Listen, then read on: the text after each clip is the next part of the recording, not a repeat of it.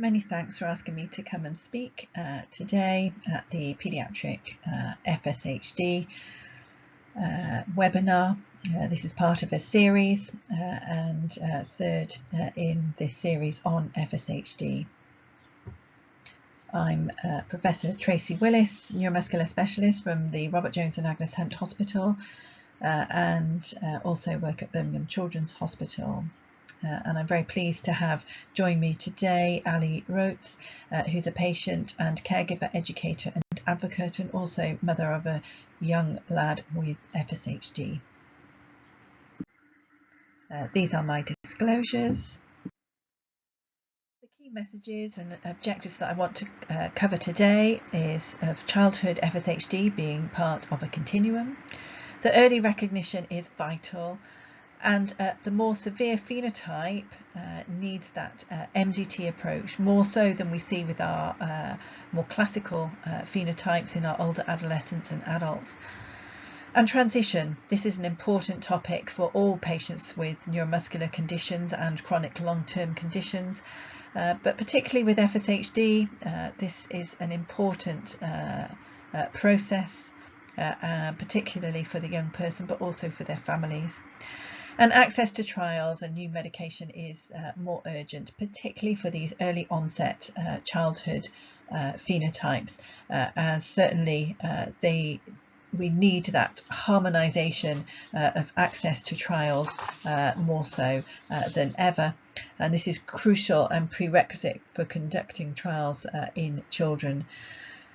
I think that now that we have recognised that childhood FSHD is a continuum and we are therefore taking out that splitting of the conditions, then this would hopefully improve trial designs for children to take part in, as well as reduce the issues with reimbursement. So I'm not going to talk a long time about classical FSHD. This is the FSHD that we generally see in our adolescents and young adults, as this was covered extensively and extremely well by my colleague Teresina Evangelista last week. Certainly I would urge you, if you were not present at the webinar, to go and look on the website and listen to this talk. The prevalence for classical FSHD is about 1 in 15,000 to 20,000, and the diagnosis, as I said, is usually sort of in those adolescent years and young adults. And it's a slow progression with around about 10% losing ambulation, and this is over a significant length of period in our older adults that usually lose that ambulation between 10 and 20%. And there is a striking absence of the extramuscular manifestations that we see more in the early onset pediatric population. There's an absence of ptosis, weakness of the extraocular muscles or bulbar weakness, and cardiomyopathy, and this is important.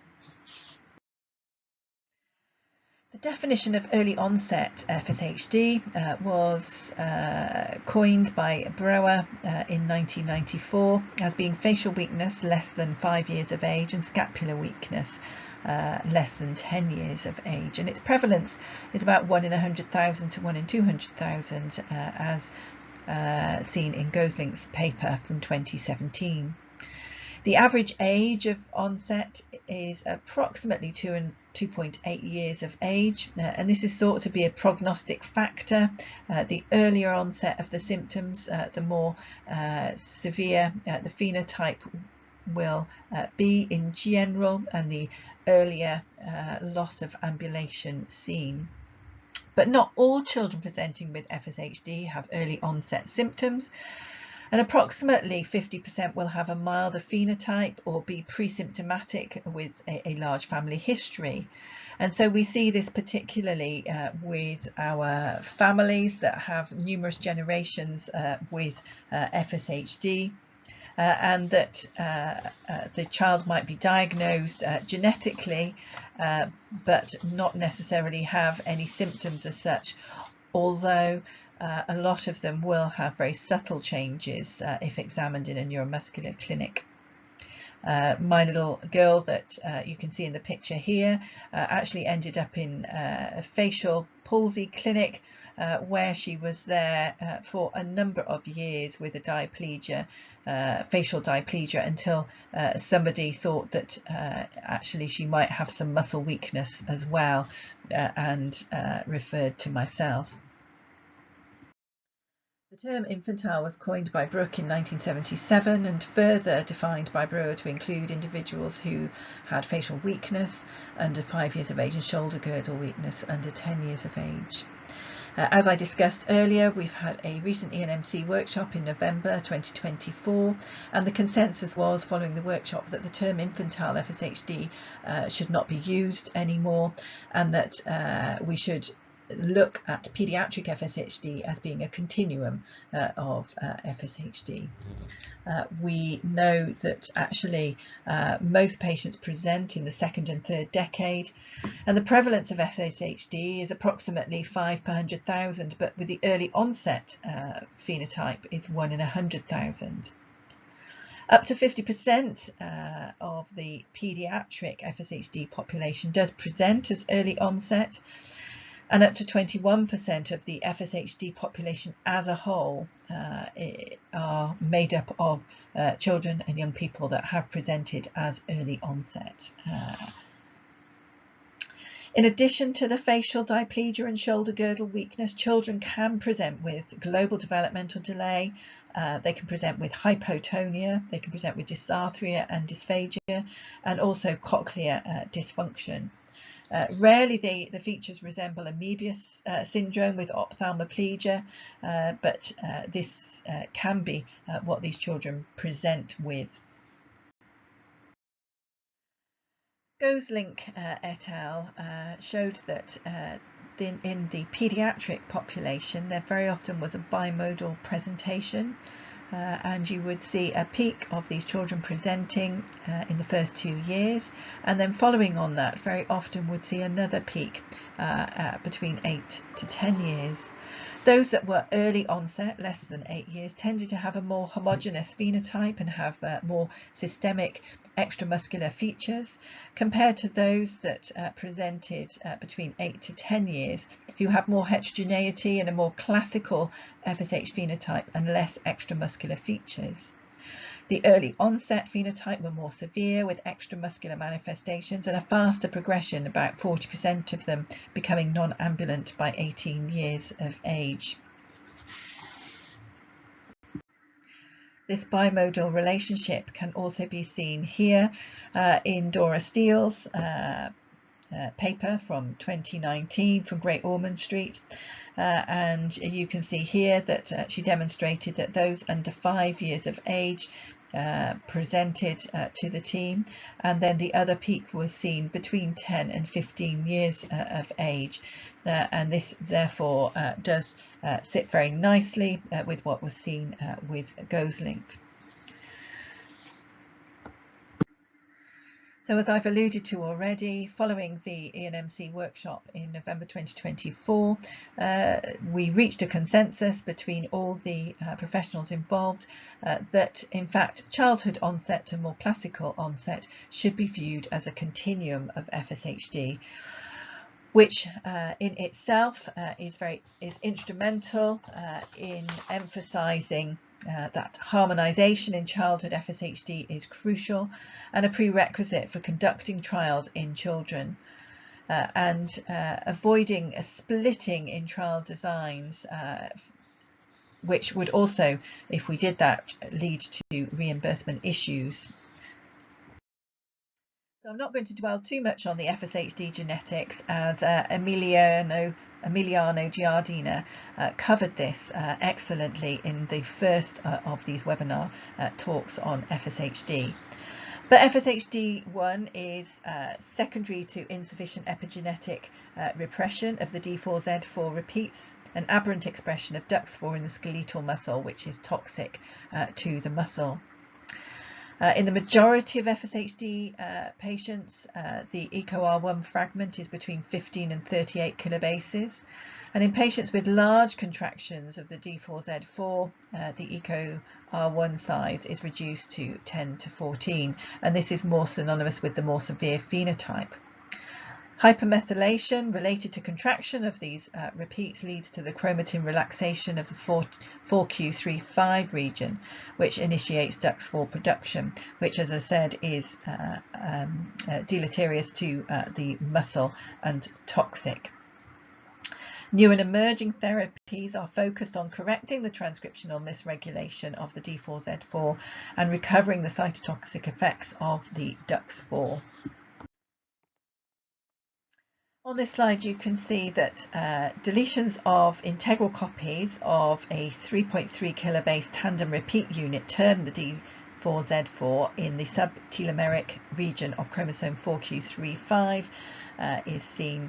These repeats in a normal person would be up to 100 and a high degree of methylation.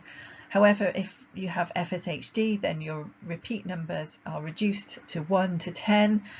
Obviously, the lower the number, the more severe the phenotype in general, and you have a low DNA methylation of D4Z4 and a high expression of DUX4. Those that are asymptomatic may have a slightly higher number of repeats and a low to mid D4Z4 DNA methylation. With a deletion to cause FSHD, you have that hypermethylation and transcriptal depression. In approximately 3.5% to 5% of cases, you can have a normal sized array on chromosome 4 but still exhibit DNA hypomethylation of D4Z4 repeats and carry a permissive 4q allele and have FSHD type 2. Additionally, we found out that these mutations in the SMCHD1 gene on chromosome 18 and the DNMT3B gene on chromosome 20, which cause FSHD type 2, can modify FSHD type 1 disease severity. What we do know is that the DUX4 target dysregulation can be seen as early as in fetuses, which does suggest that there is a role in muscle development and that early stage. The smaller number of repeats, as I've said before, generally dictates how severe the phenotype is going to look.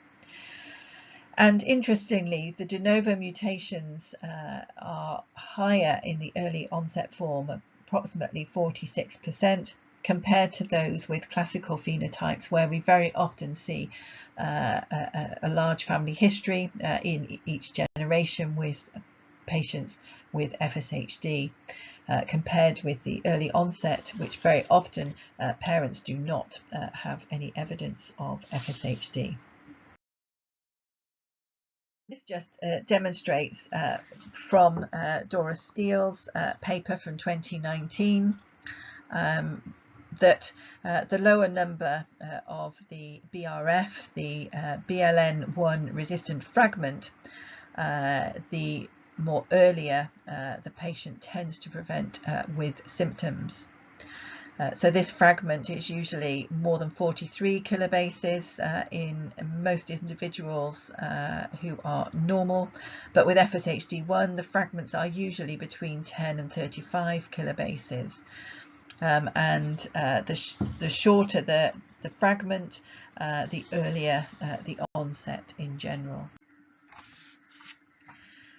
Generally, there is some correlation between genotype and phenotype, although this is not always precise.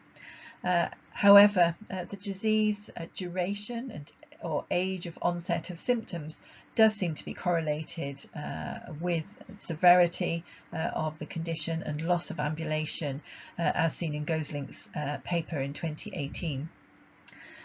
FSHD type 2, which I discussed, which are these other mutations, are similar in frequency in the pediatric population compared to the adult population, where it's approximately 3.7% compared to 5%. And these associated mutations, the SMCHD1 gene or the DNMT3B gene, in the presence of a disease-permissive allele, is found. And as I said before, these genes seem to influence the disease severity of patients with FSHD type 1. So if we look at the early onset FSHD patients, as I've mentioned before, these patients tend to get extra muscular manifestations, and this can include the hearing, the vision, brain development, and intellect. It can cause problems with mental health and psychological issues, respiratory, less so cardiac changes, but loss of ambulation earlier and scoliosis and hyperlordosis.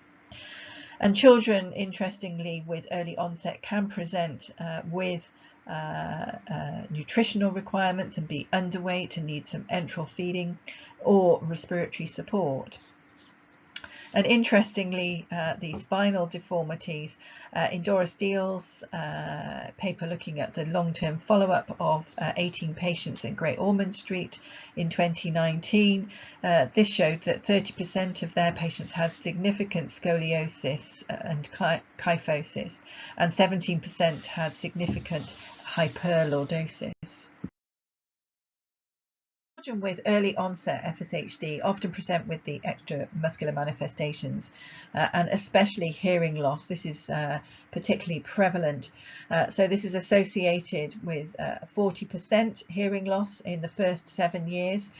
In Steele's paper, this was 50% of their population had hearing loss. And Lutz et al. Showed that this is particularly associated with the small BLN1 fragment, and they tend to present with bilateral progressive high frequency hearing loss. And this is significant, which is not particularly seen in the adult population. With regards to vision, retinal vasculopathy may progress to Coats disease, and approximately 37% of patients are affected with retinal vasculopathies. In Dora Steele's paper, only 1 out of the 18 progressed to true Coats disease with retinal attachment, and 1 out of the 18 had vessel tortuosity. But in 6% of paediatric patients, there is vision loss, and this is compared to 0.8 to 1.7% in the classical phenotype. And whilst Coats disease is rare, but is definitely something that needs to be reviewed, and specialist evaluation by ophthalmologists is important. But also in this population it is very common to have strabismus or a refractory error. So brain abnormalities are very rare in the classical form, and indeed with the early onset are quite rare, but 15% do have developmental delay, and it's been documented up to 8% have got epilepsy. And there does seem to be some correlation with the contraction of the D4Z4 with the frequency of hearing loss, intellectual disability and epilepsy, which has been noted in both Gosling's paper and Chen's paper from 2013. And Steele et al. From Great Ormond Street also reported that 50% had a formal diagnosis of developmental issues or psychological issues, and 15% had significant issues but no formal diagnosis on top of that figure. And particularly with epilepsy, it's been shown that a very small fragment, the BNF fragment, is correlated with developing epilepsy. In children with FSHD, respiratory issues are seen more frequently than in the adult classical FSHD.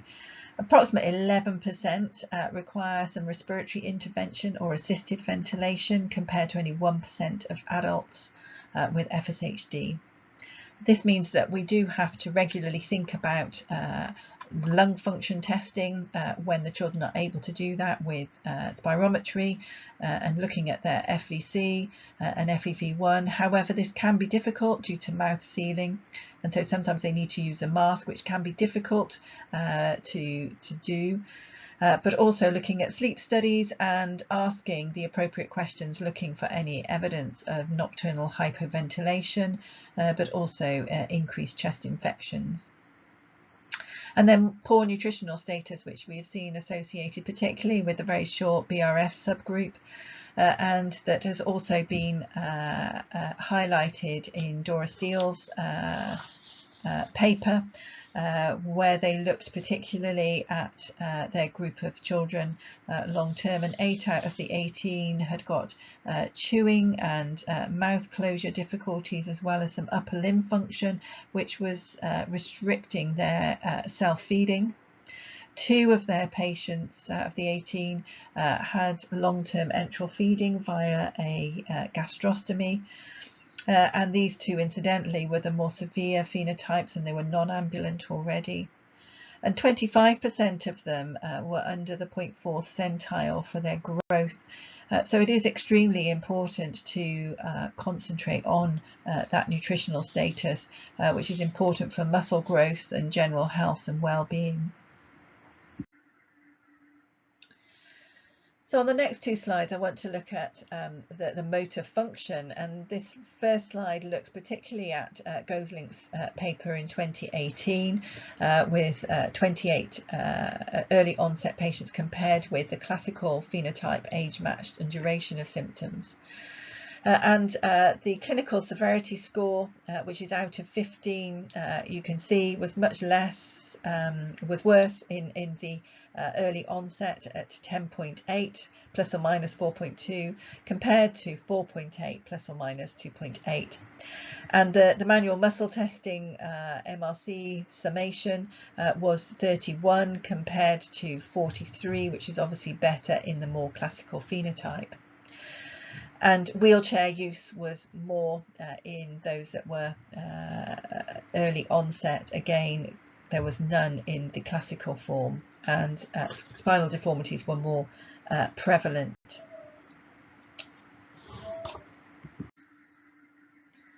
In Ma's paper in 2018, they looked at the motor function in the early onset FSHD patients, and this was in 52 patients. The clinical severity score here on average was 7.1, which is out of 15. And non-surprisingly, you can see there's significant involvement of the scapular region, facial region and upper limbs. But what was quite surprising for them was that actually, even though the pelvic girdle, there was some weakness, but even distally, there was weakness detected. The 6-minute walk test, 41% of the patients had a walk test that was 2 standard deviations below the average, and whilst they were vast majority able to walk approximately 490 meters, which was good, this was still not what you would expect for normal and was generally slower. The older the age, enrolment was associated with increased severity score and decreased time function tests.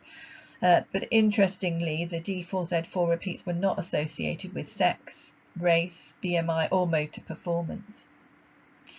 The onset of facial weakness is associated with a worsening clinical severity score, slower timed function and reduced manual muscle testing. And each year of age was associated with a 0.7 point deterioration in their clinical severity score and a 2.6 decline in their manual muscle testing. So fatigue and pain similarly is seen in both paediatrics and adults to a similar extent.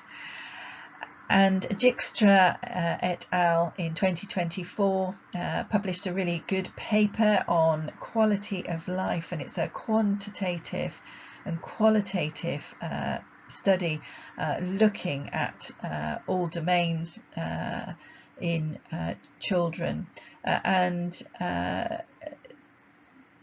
the message that came out from this was in particular that these children and young people had a fear of social isolation. They wanted to fit in, they wanted to strive for normality, but they also talked about an invisible disease. So very often people wouldn't know that they were unable to do certain physical activities, and therefore this was difficult for them, as they did not necessarily want to tell everybody that they had this condition, but were forced in some respects to tell some people, as they were unable to do these physical activities.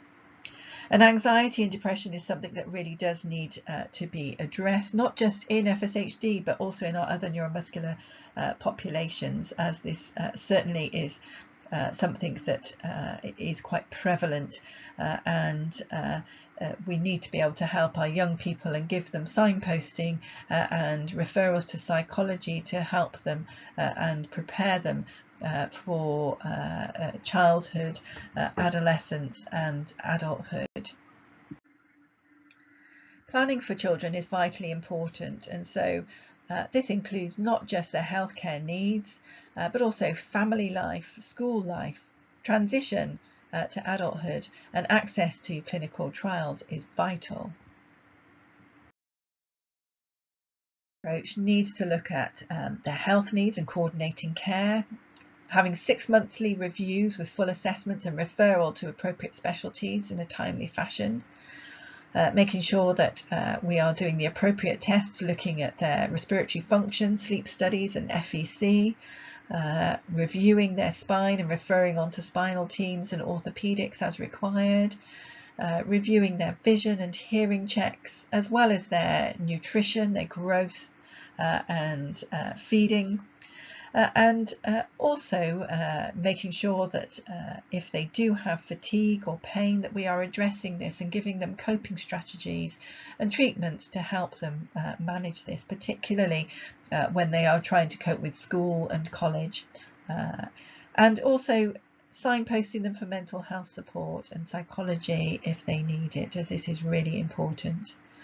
To encourage exercise and physical activity which they are able to manage and that they enjoy is important. And incorporating physiotherapy into their school life. For some schools, they incorporate this into the whole class, doing the same activities and stretches, which is part of inclusion for these young people and makes them feel that they are fitting into that normal sphere and that need for them to be within normality.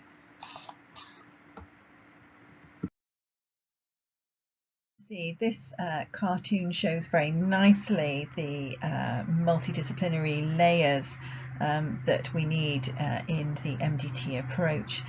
And whilst this has shown the infantile FSHD patients from a previous publication, it does show very nicely how obviously the family and the child need to be central with all the multidisciplinary experts around them, and that this involves all that are involved in the care, both the neuromuscular consultant, the orthopaedic consultant, epilepsy and neurodevelopment, hearing, vision, pulmonary care and sleep studies, ophthalmic monitoring, and physio, speech, OT, wheelchair services, any other issues such as epilepsy to be controlled, but also looking at trial access as well.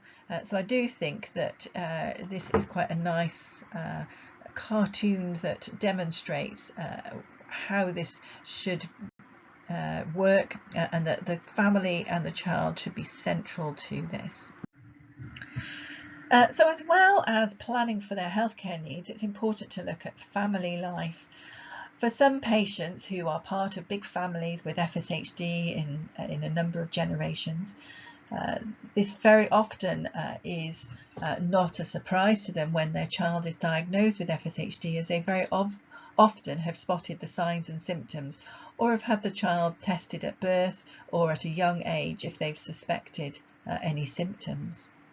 But they still do need support throughout this process, particularly at the time of diagnosis, because most families, even though they might know that their child has got FSHD, does not really want them to have it if they are also suffering with FSHD.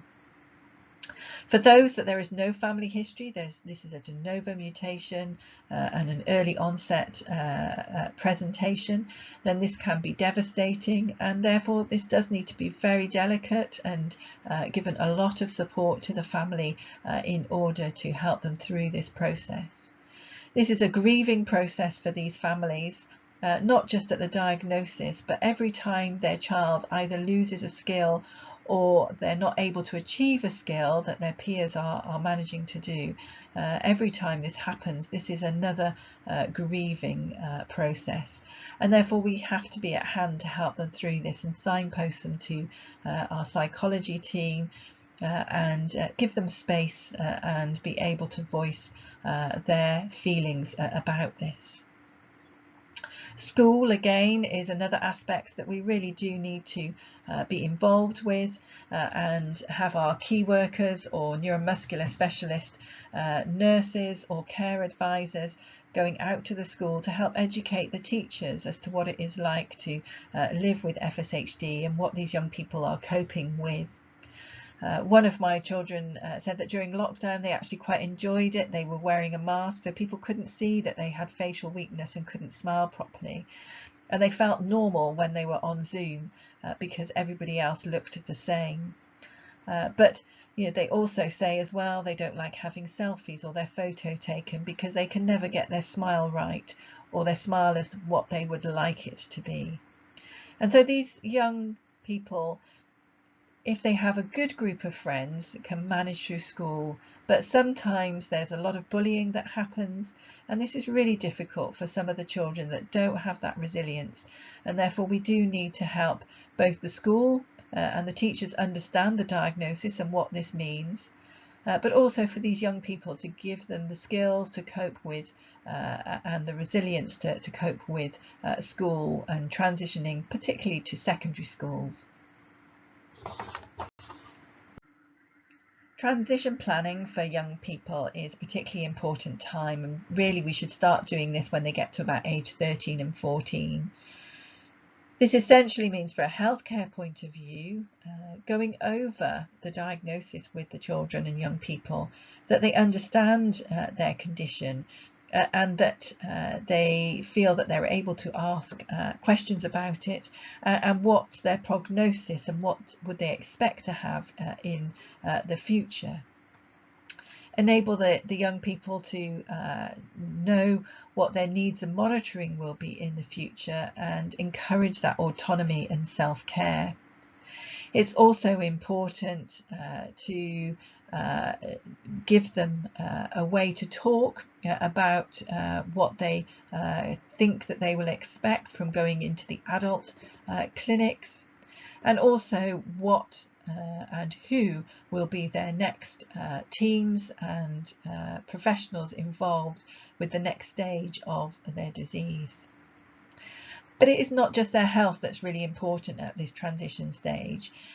It's about looking at their activities of daily living. What are their goals? Making those achievable. Exploring funding and benefits for them. Looking at how they want to hire personal carers if they need this. Ensuring that if they want to live independently, that we can manage that and that this is doable.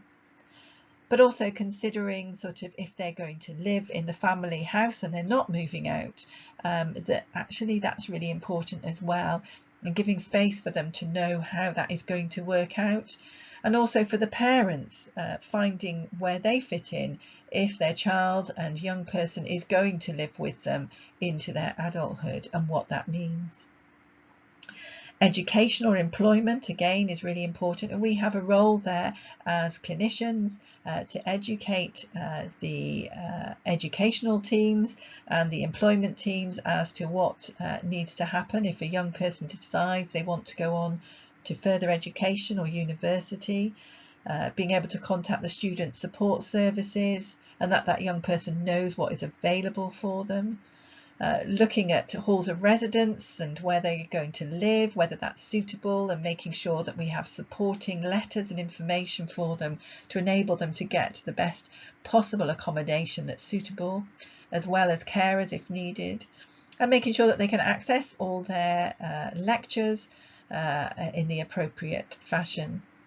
I recently had one of my young people that has gone off to do law at university, and she's in her final year now, but when she went into her second year, she suddenly found that there was a couple of lectures that she couldn't attend each week because she could not get into the lecture theatre as she's non-ambulant. And when they'd initially gone round, the lecture theatres they were shown were just for her first year, and she did not realise this. But after a few correspondence and some letters and emails, they rectified this situation and made sure that all of the lectures for that year group were in accessible theatres, and it meant that she could attend all her lectures without being excluded from any of them. If a young person is decided to go just for employment and not wanting to go for further education, again, it's important that as clinicians and our care advisors, we help that young person make sure that they are getting the right adjustments that they need for the work environment and that there's employment support for them. The other aspects to discuss with our young people is relationships. Many people want to have a relationship, they want to form friendships, and helping them achieve that is really important. And giving them space to talk about that and how they manage that, again, is something that's invaluable. And certainly our nurses, care advisors, psychologists work very hard with our young people with regards to this aspect. And then housing, I've already touched on that, but making sure that they know where they want to live and how they want to live, and enable them to have that independent living, and look at all the assistive technology that is available if they need it to enable them to live and care for themselves as best as they can. And then transportation. So some of our young people do want to drive, and they can get to drive early with adaptive vehicles and wheelchair accessible vehicles. But some may not want to do that, but they still need to get transportation, whether that's with their parents using a mobility car or van, or whether or not they want to travel via public transport, and enabling them to do that and giving them support, particularly for that first journey that they do, to make sure that they are able to do this. And finally, access to clinical trials. This is vitally important, as we've discussed already, that there are trials becoming available now for our adult population, and we urgently need these to be eligible for our paediatric population.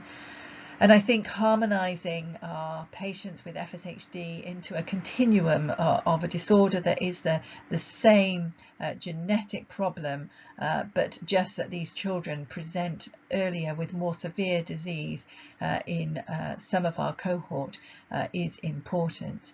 And therefore these children who have got more severe phenotype actually urgently need these disease modifying therapies.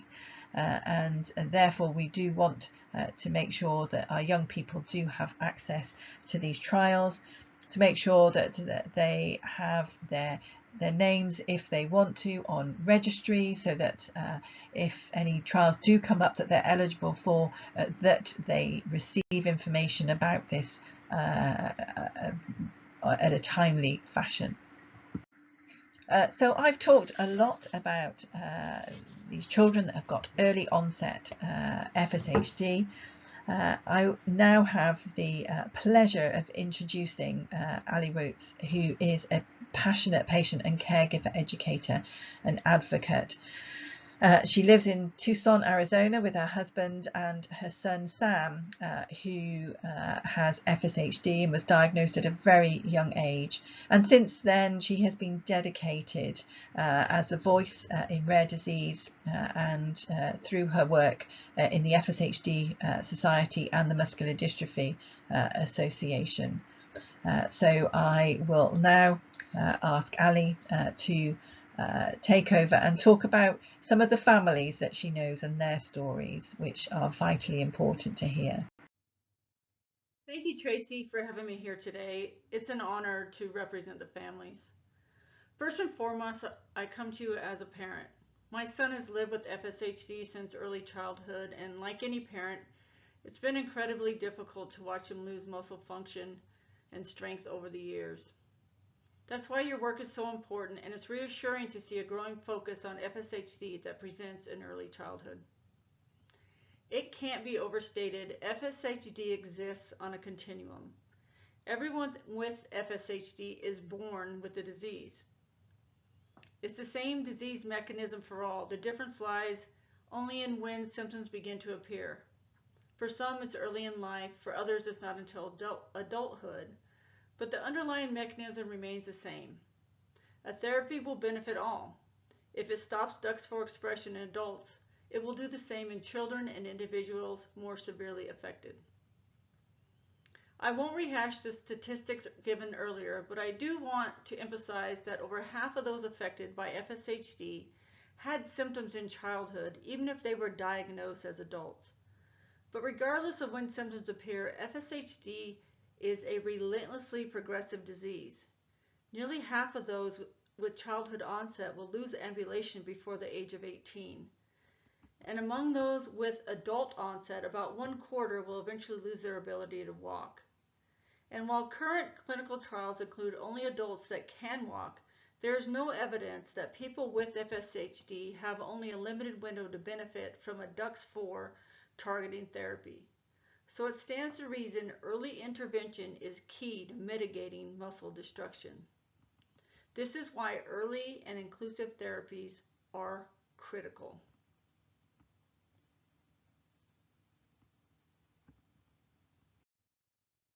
Now I'd like to put some faces to the data we've discussed, to give a voice to the real experiences behind the numbers. First, I want to introduce you to my son, Sam.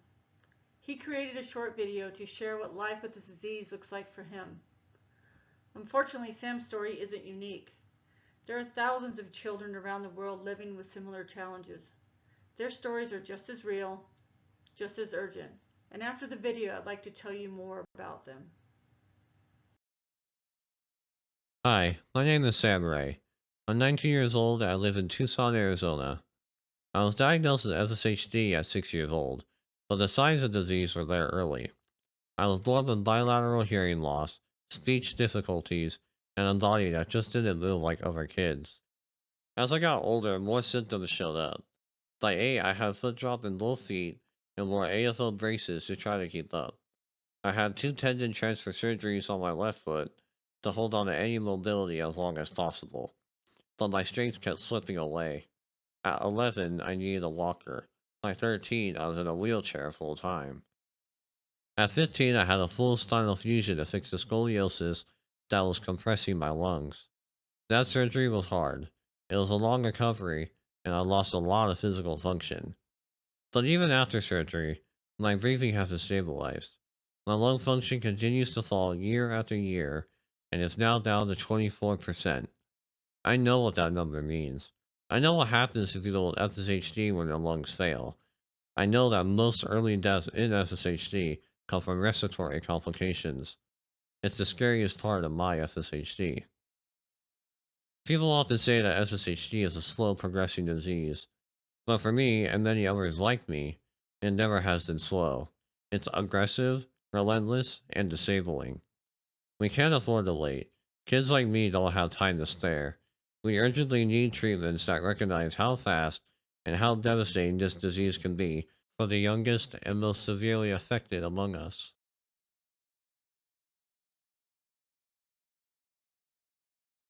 Kate is a bright, wise beyond her years, quick-witted 14-year-old from Massachusetts.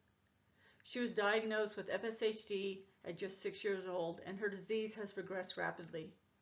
By age 11, she had already lost her ability to walk. In addition to her other symptoms, Kate is among the 70% of children with FSHD who experience spinal deformities like lordosis and scoliosis.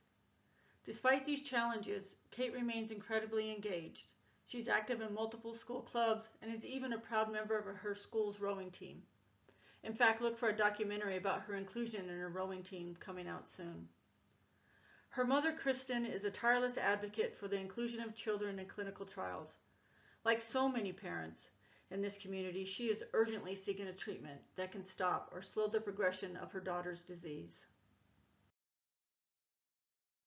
Isla and Sienna are sisters who are both diagnosed with FSHD at very young ages. In addition to the mobility challenges common in pediatric cases, they are among the 40% of children who experience bilateral hearing loss. Also, due to weakened facial muscles, they struggle with speech, making it difficult to keep up and communicate with their peers. These barriers can be deeply isolating, especially in childhood when connection and inclusion are so important. Their parents have become fierce advocates for children. They've traveled to Washington, D.C. to raise awareness about the urgent need for pediatric inclusion in clinical trials and equitable access to treatments. Their mother, who is also affected by FSHD, may be put in the unimaginable position of potentially gaining access to a treatment herself while watching her children continue to decline without it. Maggie is a bright, articulate, and driven high school student from Michigan. Although her official diagnosis came as more of a classical onset during her teen years, her symptoms began progressing rapidly during puberty. In addition to significant upper body weakness, she has now experienced foot drop and has had to modify a car in order to learn to drive safely and independently. Her passion for music and horseback riding, two of her favorite hobbies, have become increasingly difficult to maintain as her physical limitations progress. Still, Maggie remains a powerful and outspoken advocate for teens living with FSHD, using her voice to bring visibility to their unique challenges. Her physical therapist mother, Debbie, is collaborating closely with other clinicians to develop clinical trial outcome measures that are appropriate for children and for individuals who are non-ambulatory, ensuring that no one is left behind in the search for effective treatments. Tragically, Alyssa lost her life at just 16 years old due to respiratory complications that ultimately led to cardiac arrest.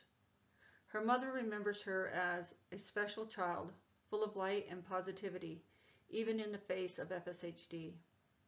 Today, she bravely shares Alyssa's story so that no other parent has to endure the unimaginable pain of losing a child to this disease. Her voice is a powerful reminder of what's at stake and why urgent action is needed. FSHD is a continuum. Same disease equals same treatment. Whether symptoms appear in childhood or adulthood, the disease mechanism, DUX4 expression, is shared. A therapy that targets this mechanism has the potential to benefit all individuals with FSHD. Every person with FSHD deserves access to treatment, regardless of age of onset or severity. Equity and access must be a guiding principle in therapeutic development. Despite its name, FSHD affects the whole body.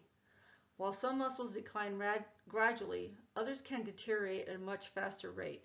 But know this, MRI studies show that no muscle group is spared over a person's lifetime. FSHD that presents in childhood need treatment urgently, and experts are acknowledging this. As highlighted in a published study, patients with early onset FSHD may need a novel disease-modifying therapy more urgently than we expected. The longer we wait, the more irreversible damage occurs, especially in these developing bodies. Together, we can bring treatments to the most vulnerable. Thank you for having me today. Has given a fantastic illustration of what it is like to live with FSHD as a young person and also as a parent. In conclusion, I think we can say that FSHD is a spectrum of disease, presentation and progression. There is great heterogeneity, and whilst the typical onset is in adolescence and takes on that classical phenotype, the subgroup of early onset shows a severe disease progression and extramuscular manifestations.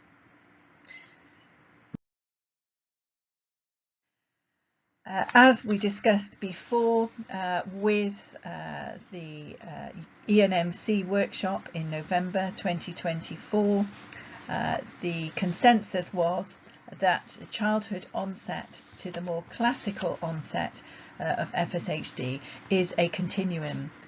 And I think this is important to emphasise that harmonisation in childhood FSHD is crucial and a prerequisite for conducting trials in children, and that we should be avoiding that splitting in trial designs, as this would only lead to issues with reimbursement but also exclusion of some subgroups. This is the outcomes from the EURO-NMD workshop in November last year. And you can see the four of us as organisers, but also a beautiful illustration of what the outcomes were from that workshop that was presented at a conference poster by Katie Duval from Australia, who was one of the organisers. What we identified over the course of the weekend was the need for standardised care considerations, including that psychological care, transitional support, harmonisation of outcome measures. And as a consequence of this, we established two task forces to try and achieve one, minimal outcome measure data sets that can be used and done quite well in a normal clinic setting. And secondly, paediatric specific care considerations and care management. So I would just like to take this opportunity to thank everybody for the opportunity of coming to speak to you today, and also to Ali Roets, who has shared with us her personal journey as a parent of a son with FSHD, for her son Sam for sharing with us his video of what it is like to live with FSHD, and for Ali's slides with the other families and case stories that I think really illustrate what it is like to have FSHD in the paediatric population, both early onset and more classical phenotype. And these are my references used for this talk. Thank you.